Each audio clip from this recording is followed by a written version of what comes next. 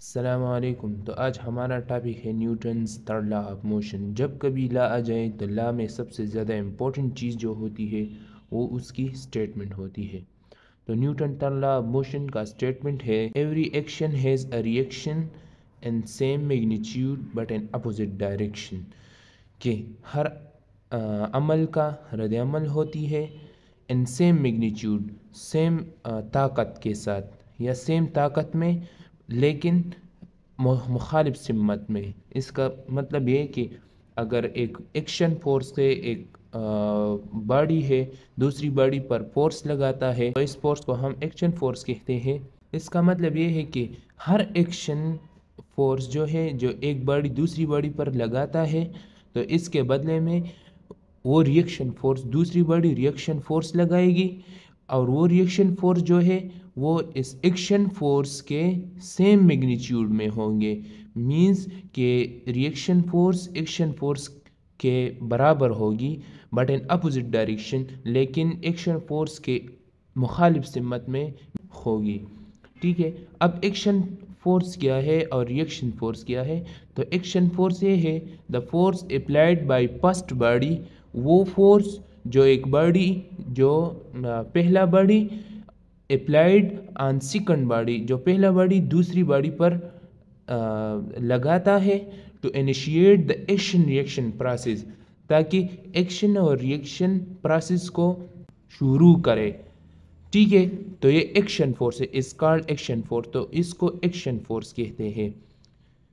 और इसके बदले में रिएक्शन फोर्स क्या है? Reaction force the force applied by second body, वो फोर्स जो कि दूसरी बॉडी लगाता है ऑन फर्स्ट बॉडी, पहले बॉडी पर, यानी पहला बॉडी जो था उसने एक्शन फोर्स लगाया था और इसके बदले में सेकंड बॉडी जो है वो रिएक्शन फोर्स लगाएगा। तो सेकंड बॉडी के फोर्स को हम रिएक्शन फोर्स कहेंगे ऑन फर्स्ट बॉडी, पहले body, as a conclusion of action force, action force के बदले में to continue obeying of nature laws, ताकि कुदरत के कवानीन को बरकरार रखे। It's called reaction force. तो इस फोर्स को हम रिएक्शन फोर्स कहेंगे। अगर हम मैथमेटिकली फॉर्म्स लिखे तो let's suppose the force applied by first body on second body is equal to the force applied by second body on first body. तो स्टेटमेंट को अगर हम देखें कि every action has a reaction in same magnitude, यहाँ देखें कि पहला फोर्स जो है इसका मैग्नीट्यूड जो है वो दूसरे रिएक्शन फोर्स के मैग्नीट्यूड का बराबर है, बट इन अपोजिट डायरेक्शन। तो अपोजिट डायरेक्शन के लिए हम यहाँ माइनस लगाएंगे। तो इसका मतलब ये है कि अगर एक्शन फोर्स इस तरफ में होगा तो रिएक्शन फोर्स इस तरफ में होगा। तो यहाँ देखिए कि दोनों फोर्सेस का डायरेक्शन जो है वो अपोजिट है, तो इसलिए हम यहाँ नेगेटिव साइन इस्तेमाल करते हैं रिएक्शन फोर्स के साथ। ठीक है, तो ये हुई Newton third law of motion का mathematically form. Newton third law of motion का नेसेसरी कंडीशन क्या है? तो पहला कंडीशन ये है कि action and reaction force, action and reaction force must be applied, action and reaction force must be applied। पहला कंडीशन जो कि इंतहाई ज़रूरी है, और इसके बगैर Newton third law of motion को हम बिल्कुल ना तो डिस्कस कर सकते हैं और ना न्यूटन थर्ड लॉ इसके बगैर पॉसिबल है। तो एक्शन एंड रिएक्शन फोर्स ये तो मौजूद होगी तब Newton third law of motion है। तो action and reaction force must be applied, ये पहला कंडीशन है जो इंतहाई नेसेसरी है, और लॉ का वजूद भी हम इस कंडीशन को कह सकते हैं। ठीक है, दूसरा कंडीशन है कि action, let suppose action force को मैं F12 का नाम देता हूँ और रिएक्शन फोर्स को मैं F21 का नाम देता हूँ। ठीक है, दूसरा कंडीशन है कि एक्शन फोर्स जो है और reaction and reaction force, action force and reaction force will applied on two different objects. ये एक्शन और रिएक्शन फोर्स जो है कभी एक बॉडी पर नहीं लगती। इसका मतलब ये है कि लेट सपोज ये बॉडी 1 है, मिसाल जिसका मास है m1, और ये बॉडी 2 है जिसका मास है m2। लेट सपोज ये दो बॉडीज़ है। तो इस कंडीशन का मतलब ये है कि अगर एक्शन फोर्स ये पहला बॉडी दूसरी बॉडी पर लगाता है तो रिएक्शन फोर्स ये दूसरी बॉडी पहला बॉडी पर लगाएगा। ठीक है, ये कभी भी ऐसा नहीं हो सकता कि पहला बॉडी जो है ये एक्शन फोर्स भी लगाए और फिर रिएक्शन फोर्स भी लगाए, ये बिल्कुल गलत है। तो दूसरा कंडीशन जो है वो ये है कि action and reaction force will be applied on two different objects. ये दो मुख्तलिफ ऑब्जेक्ट्स जो एक्शन और रिएक्शन प्रोसेस में शामिल है, ये दो डिफरेंट बॉडीज़ पर अप्लाई होगी। ठीक है, तीसरा कंडीशन जो है कि action force and reaction force will never neutralise each other.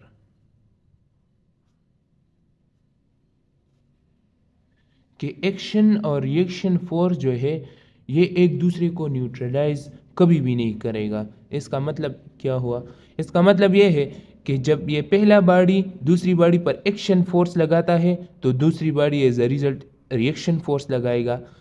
तो ये ऐसा कभी नहीं होगा कि एक्शन फोर्स जो है वो जब दूसरी बॉडी पर लग जाता है तो दूसरी बॉडी रिएक्शन फोर्स लगाकर इस एक्शन फोर्स का जो इफेक्ट है उसको न्यूट्रलाइज करे, उसको ख़त्म करे। नहीं, ये कभी भी नहीं हो सकता। ठीक है, तो एक्शन और रिएक्शन फोर्स ये एक दूसरे को कभी भी न्यूट्रलाइज नहीं करेगा। तो इसके नतीजे में फोर्थ कंडीशन ये बनती है कि जब ये एक दूसरे को न्यूट्रलाइज नहीं करता तो action and reaction force will never bring the two bodies in equilibrium. ठीक है, जब ये एक्शन और रिएक्शन फोर्स दो बॉडीज पर अप्लाई हो जाती है तो ये दो फोर्सेस जो है कभी एक दूसरे को न्यूट्रलाइज नहीं करता, तो एक्शन और रिएक्शन फोर्स फिर कभी भी इन दोनों बॉडीज को इक्विलिब्रियम स्टेट में नहीं ला सकता। ठीक है, तो ये हुआ चौथा कंडीशन। पांचवी कंडीशन जो है वो होगी ये बॉडी जब इक्विलिब्रियम में नहीं हुई तो force will always be applied. Force will always be applied, तो फोर्स हमेशा अप्लाई होगा। और जब न्यूटन सेकंड लॉ के मुताबिक जब फोर्स अप्लाई हो जाती है तो एक्सेलरेशन प्रोड्यूस होगी। ठीक है, जब एक्सेलरेशन प्रोड्यूस होगी तो इसका मतलब है कि फोर्स हमेशा लग जाएगी, क्योंकि एक्शन और रिएक्शन फोर्स दोनों बॉडीज़ को कभी इक्विलिब्रियम में नहीं लाता, तो एक्सेलरेशन प्रोड्यूस होगी। इसलिए हम ये भी कह सकते हैं कि Newton third law of motion जो है ये second is derived from second law of motion. Newton's second law of motion, यह Newton second law of motion से डिराइव हो गया है। क्यों? इसकी असल वजह है क्या है? इसकी असल वजह यह है कि force will always be applied and acceleration will be produce. इसलिए हम ये भी कह सकते हैं कि Newton third law of motion जो है ये Newton second law of motion से डिराइव हो गया है। अब एग्जांपल्स क्या है Newton third law of motion? Examples, पहला एग्जांपल है अ bird flying in the air. इस तरह के परिंदा अपने परों के ज़रिए हवा पर नीचे फोर्स लगाती है, और जब ये नीचे फोर्स लगाती है तो ये एक्शन फोर्स हुई, और रिएक्शन फोर्स में हवा इस पर ऊपर की तरफ फोर्स लगाती है। और इस तरह जब नीचे से हवा इस पर ऊपर की तरफ फोर्स लगाती है तो ये सेफली फ्लाइंग करता है हवा में और ये उल्टी है। तो यहाँ अगर आप देखें कि ये परिंदा जब हवा में उड़ती है तो ये इक्विलिब्रियम में नहीं है, ये मोशन में है और एक्सेलरेशन इसमें पैदा होती रहती है। ठीक है, तो a bird flying in the air, ये Newton third law of motion का एक एग्जांपल है। दूसरा अगर ले ले तो दूसरा स्विमिंग जो है, स्विमिंग ये भी Newton third law of motion है। तीसरा अगर आप देखें तो किकिंग अ बॉल, एक फुटबॉल है, इसको लात मारना, ये भी Newton third law of motion को फॉलो करता है। ठीक है, लिमिटेशन को डिस्कस करेंगे कि Newton third law of motion का लिमिटेशंस क्या है। तो इसका लिमिटेशन ये है कि सबसे पहला, it is not applicable for microscopic objects, microscopic objects का मतलब ये है कि वो चीज़ें जो हमें नज़र नहीं आती। ठीक है, तो वो माइक्रोस्कोपिक ऑब्जेक्ट्स हैं। तो Newton third law of motion जो है ये माइक्रोस्कोपिक ऑब्जेक्ट्स के लिए एप्लीकेबल नहीं है। माइक्रोस्कोपिक ऑब्जेक्ट्स, लेट सपोज हमारे पास जो है इलेक्ट्रॉन है। ठीक है, इलेक्ट्रॉन है, ये इलेक्ट्रॉन के लिए Newton third law of motion applicable नहीं है, क्योंकि जब माइक्रोस्कोपिक ऑब्जेक्ट्स की बात आती है, ठीक, सपोज ये इलेक्ट्रॉन है, ये इर्द गिर्द जो है ये इसका फील्ड है। ठीक है, तो फिर माइक्रोस्कोपिक ऑब्जेक्ट्स में फील्ड की बात आती है, जिसकी वजह से Newton third law of motion applicable नहीं है। लेट सपोज एक इलेक्ट्रॉन है और यहाँ दूसरे इलेक्ट्रॉन है। ठीक है, अगर हम इन दोनों की कोलिजन करते हैं, जैसा कि हमने Newton third law of motion में स्टेटमेंट में कहा कि every action has a reaction, पहला एक्शन फोर्स लगाएगा फिर रिएक्शन। तो इन एक्शन और रिएक्शन फोर्स के लिए दोनों बॉडीज की कोलिजन जो है वो मस्ट है। अगर यहाँ देखें, अगर हम इन दोनों इलेक्ट्रॉन्स के आपस में कोलिजन करते हैं तो ये एक दूसरे के साथ कोलिजन नहीं करते हैं, क्योंकि कोलिजन से पहले ये इन दोनों का फील्ड जो है ये एक दूसरे से इंटरेक्ट करके एक दूसरे को रिपेल करेगी। ठीक है, तो इसलिए ये जो कोलिजन नहीं करता, तो Newton third law of motion जो है ये इसके लिए एप्लीकेबल नहीं है। ठीक है, जब ये इसके लिए एप्लीकेबल नहीं है तो दूसरा कंडीशन ये हुई कि Newton third law of motion in उन ऑब्जेक्ट्स के लिए भी एप्लीकेबल है जिनका स्पीड ग्रेटर, जो ग्रेटर स्पीड से मोशन करता है। Let suppose speed of light के साथ जो मोशन करती है, उन ऑब्जेक्ट्स के लिए Newton third law of motion applicable नहीं है। यहाँ देखें, यहाँ मैंने माइक्रोस्कोपिक ऑब्जेक्ट्स की बात की, इलेक्ट्रॉन जो है वो स्पीड ऑफ लाइट से मूव करता है। जब ये स्पीड ऑफ लाइट से मूव करता है तो स्पीड ऑफ लाइट के साथ जो बॉडीज मूव करता है वो तकरीबन तमाम माइक्रोस्कोपिक ऑब्जेक्ट्स है, इसलिए Newton third law of motion इनके लिए एप्लीकेबल नहीं है। तीसरी लिमिटेशन जो है वो ये है कि Newton third law of motion जो है only applicable in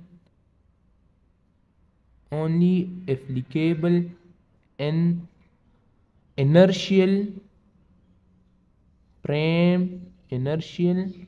frame of reference.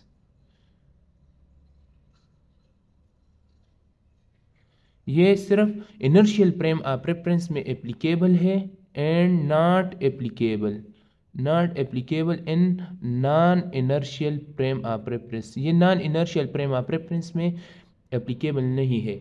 Inertial और non inertial frame of reference का क्या मतलब? इनर्शियल फ्रेम ऑफ रेफरेंस वो उन फ्रेम ऑफ रेफरेंस को कहते हैं जो या तो रेस्ट में हो या यूनिफॉर्म वेलोसिटी के साथ मोशन करता हो, तो उसको इनर्शियल फ्रेम ऑफ रेफरेंस कहते हैं। और non inertial frame of reference वो होती है जो उसमें एक्सेलरेशन प्रोड्यूस होती है और वो रेस्ट में नहीं होती, तो वो non inertial frame of reference होती है।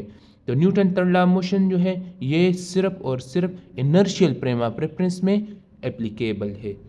ठीक है, और non inertial frame of reference में ये नॉट एप्लीकेबल है। तो ये हुई Newton third law of motion के लिमिटेशन। अब यहाँ एक मिसकंसेप्शन है कि बाज़ लोग ये कहते हैं कि a book lying on a table. Let suppose एक बुक है या एक ब्लॉक वगैरह जो भी हो, ये एक टेबल पर पड़ी हुई है। तो ये बुक जो इस टेबल पर पड़ी हुई है ये Newton third law of motion को फॉलो करता है। ये बिल्कुल गलत है। Book lying on a table ये Newton first law of motion को फॉलो करता है। तो इस तरह के Newton third law of motion में हमने कंडीशन में ये बात वाज़ेह की कि ये एक्शन और रिएक्शन फोर्स जो है ये सबसे पहले तो टू डिफरेंट ऑब्जेक्ट्स पर ये एक्शन और रिएक्शन फोर्स लगेगी। ठीक है, ये कभी भी एक ऑब्जेक्ट पर नहीं लग सकती। यहाँ अगर देखें तो इस बुक का जो वेट है, वेट असल में वेट जो है वो ग्रेविटेशनल फोर्स है, W=mg। ये वेट जो है ये इस बुक या जो भी हो, ये ब्लॉक हो, जो ये इस मास पर, इसका जितना भी मास है इस मास पर ग्रेविटेशनल फोर्स जो अर्थ लगाती है इसको इसके मास से मल्टीप्लाई करके वेट बन जाती है। ठीक है, तो ये वेट जो है ये असल में ग्रेविटेशनल फोर्स है जो अर्थ इस बॉडी पर लगाता है। ठीक है, तो सब और ये अर्थ अपनी सेंटर की तरफ इसको खींच लेती है। यहाँ देखें कि ये बॉडी जो है ये अर्थ अपनी सेंटर की तरफ खींच लेती है। ठीक है, ये पहला फोर्स हुआ इस पर। लेट सपोज इसको हम एक्शन फोर्स कहते हैं।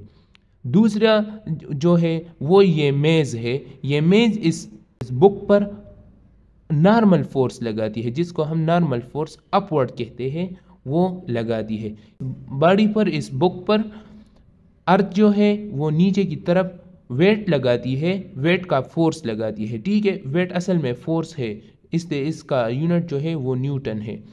और ये मेज जो है इस वेट के बदले में इस बुक पर अपोजिट फोर्स लगाते हैं, जिसको हम नॉर्मल फोर्स कहते हैं। यहाँ देखें कि वेट जो है ये अर्थ का ग्रेविटेशनल पुल है, ये भी इस बुक पर लगती है।